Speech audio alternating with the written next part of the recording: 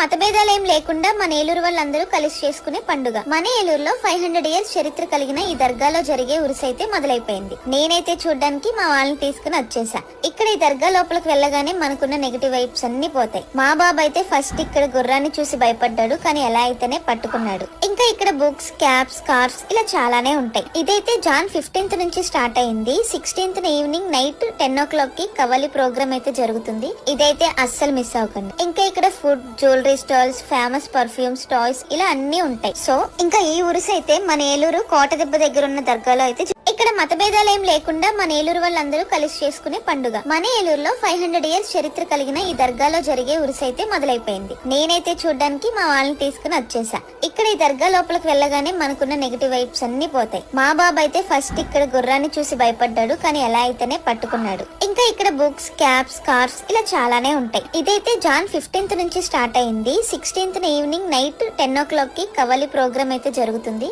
ఇదైతే అస్సలు మిస్ అవ్వకండి. ఇంకా ఇక్కడ food, jewellery stalls, famous perfumes, toys ఇలా అన్ని ఉంటాయి. సో ఇంకా ఈ ఉరుసు అయితే మన ఏలూరు కోటదెబ్బ దగ్గర ఉన్న దర్గాలో అయితే ఇక్కడ మతభేదాలేం లేకుండా మన ఏలూరు వాళ్ళందరూ కలిసి చేసుకునే పండుగ. మన ఏలూరులో 500 ఇయర్స్ చరిత్ర కలిగిన ఈ దర్గాలో జరిగే ఉరుసైతే మొదలైపోయింది.